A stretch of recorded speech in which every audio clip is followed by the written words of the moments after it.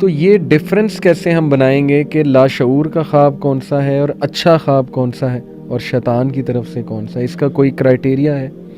دیکھیں، جو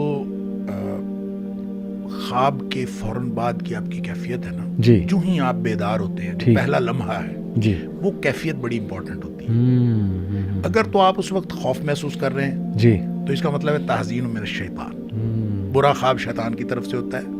اور اللہ کی طرف سے جو خواب ہوتا ہے وہ اس طرح کا نہیں ہو سکتا بندہ خوف میں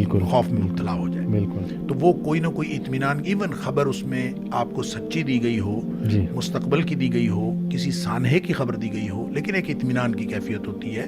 اور وہ اطمینان کی ہی کیفیت میں انسان اس کو سوچ رہا ہوتا ہے۔ دوسری بات یہ ہے کہ خواب بہت کلیئر ہوتا ہے، اس میں کوئی ٹکڑے نہیں ہوتے خواب کے، ایک بالکل جڑا ہوا، اور آپ کو یاد رہتا ہے، آپ کو یاد کرنے کی ضرورت نہیں پڑتی، آپ بار بار یاد کرتے ہیں۔ اچھا خواب کبھی یہ نہیں ہو سکتا کہ جو رویا صالحہ ہو اور آپ کو یاد نہ ہو، یہ ممکن نہیں۔ اس کی وجہ یہ ہے کہ یہ ایک بڑی، آپ نے شروع میں پوچھا تھا کہ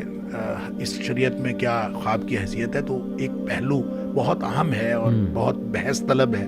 بلکہ کہنا چاہیے طویل ہے، جی، کہ اس کو نبی کریم صلی اللہ علیہ وسلم نے نبوت کا 46واں حصہ قرار دیا۔ صحیح۔ اب نبوت کا جب 46واں حصہ ہے تو کیا مطلب جس کو نیک خواب آئے اس نے کچھ حصہ جو ہے وہ نبوت سے لیا، کیا کیا؟ اب اس کی بھی مختلف انٹرپریٹیشنز ہیں۔ مثال کے طور پر یہ کہ حضرت عائشہ صدیقہ رضی اللہ تعالیٰ عنہ نے فرمایا کہ 6 مہینے تک نبی پاک صلی اللہ علیہ وسلم کو ابتدائی 6 مہینے تک خواب آتے رہتے تھے۔ کل آپ کا عرصہ جو ہے نبوت کا 23 سال ہے، تو اس میں سے 6 مہینے خوابوں کے، تو 46واں حصہ اصل میں یہ ایک حقیقت کا بیان ہے۔ اس کا مطلب یہ نہیں ہے کہ جو بعد میں لوگ جن کو خواب آئیں گے ان کو نبوت کا کوئی حصہ ملا، ایسا نہیں ہے۔ لیکن جو مبشرات نبی کریم صلی اللہ علیہ وسلم نے خوابوں کو فرمایا، اور قرآن میں سورہ یونس میں اللہ تعالیٰ نے اولیاء اللہ کی جو بات کی تو آپ فرمایا کہ لہم البشریٰ فی الحیات الدنیا والآخرہ، کہ ان کے لیے دنیا میں بشریٰ ہے۔ تو وہ بشریٰ کیا ہے؟ ایک تو اچھی باتوں کی خبر ہے، دنیا میں بھی خوشخبری ہیں، آخرت میں خوشخبری ہیں، وہ مقبولیت ہو سکتی ہے، وہ کامیابی ہو سکتی ہے، کوئی بھی چیز ہو سکتی ہے۔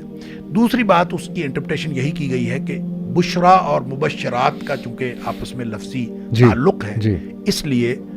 یہ کہا گیا ہے کہ وہ نیک خواب ہیں، اور جو نیک لوگ ہوتے ہیں جن کی روح پاکیزہ ہوتی ہے اور جن کا معاملہ جو ہے وہ یعنی باطن جتنا زیادہ کلیئر ہوتا ہے اس کو اتنا زیادہ کلیئر خواب آتا ہے، اور اس لیے جو ہے نا وہ یہ خواب یعنی اپنی کلیئرٹی کی وجہ سے رویا صالحہ کہلاتا ہے، بالکل ٹھیک، ڈر کی وجہ سے شیطان والا حلم کہلاتا ہے، اور جو پریشان خیال ہوتا ہے